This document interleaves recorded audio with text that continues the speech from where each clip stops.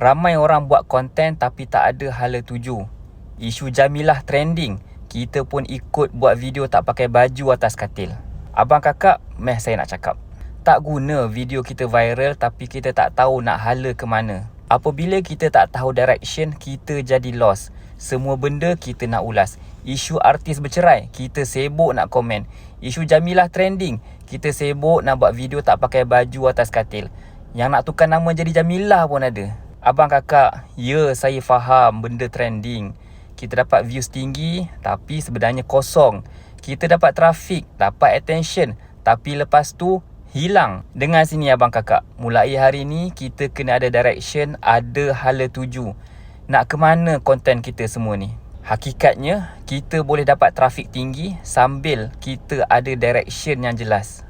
Dan saya, Muhammad Firdaus Salihuddin, pengamal media di TV Pertiwi, saya buat video dan saya ajak abang kakak buat video yang ada hala tuju.